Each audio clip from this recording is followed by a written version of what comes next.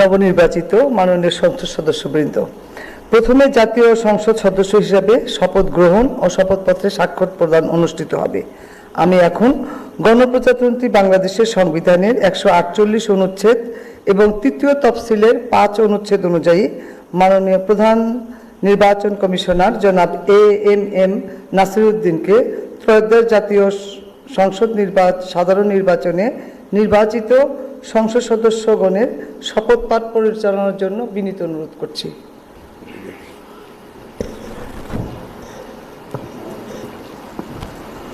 বিসমিল্লাহির রহমানির রহিম।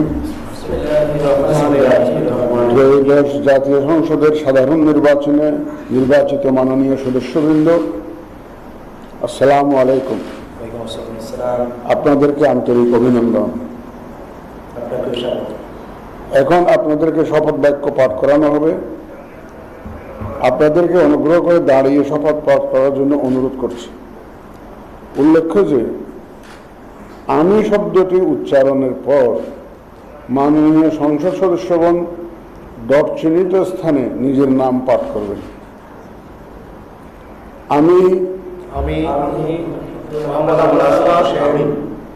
সংসদ সদস্য নির্বাচিত হইয়া সশ্রদ্ধ চিত্তে শপথ বা দৃঢ়ভাবে ঘোষণা করিতেছি যে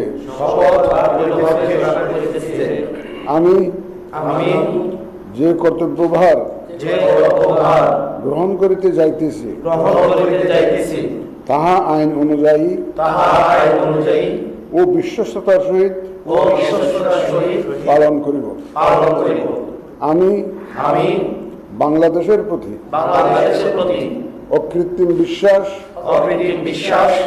ও আনুগত্য পোষণ করিব এবং সংসদ সদস্যরূপে আমার কর্তব্য পালনকে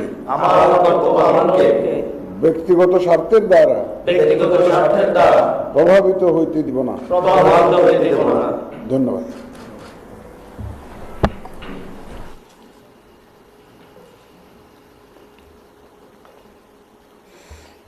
ধন্যবাদ মাননীয় প্রধান নির্বাচন কমিশনার জনাব এএমএম নাসিরউদ্দিন। এ পর্যায়ে মাননীয় সংসদ সদস্যগণকে শপথপত্রে নির্ধারিত স্থানে নিজ নির্বাচনী এলাকা উল্লেখপূর্বক অধ্যকার তারিখ সহ স্বাক্ষরদানের জন্য বিনীত অনুরোধ জানাচ্ছি।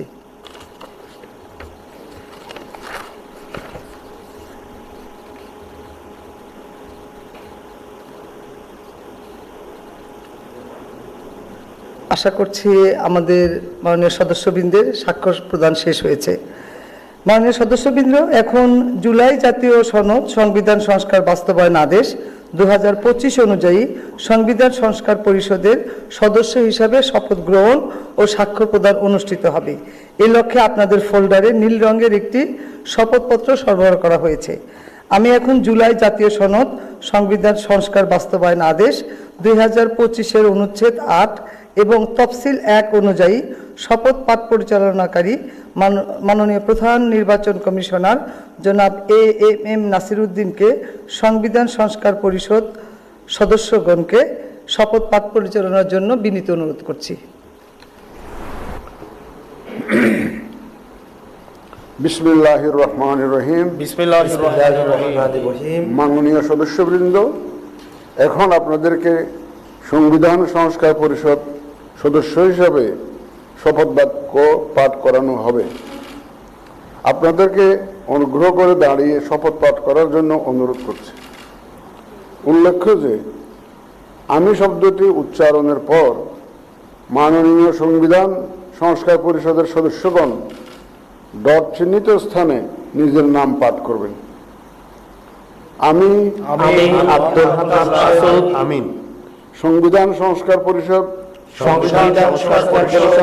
সদস্য হিসাবে সশ্রদ্ধ চিত্তে শপথ করিতেছি যে আমি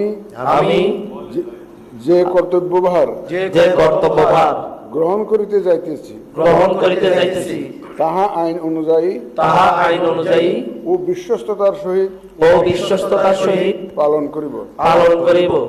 আমি বাংলাদেশের প্রতি বাংলাদেশের প্রতি অকৃত্রিম বিশ্বাস অকৃত্রিম বিশ্বাস ও আনুগত্য পোষণ করিব ও আনুগত্য পোষণ করিব এবং পরিষদ সদস্যরূপে এবং পরিষদ সদস্যরূপে আমার কর্তব্য পালনকে আমার কর্তব্য পালনকে ব্যক্তিগত স্বার্থের দ্বারা ব্যক্তিগত স্বার্থের দ্বারা প্রভাবিত হইতে দিব না। প্রভাবিত হইতে দিব না।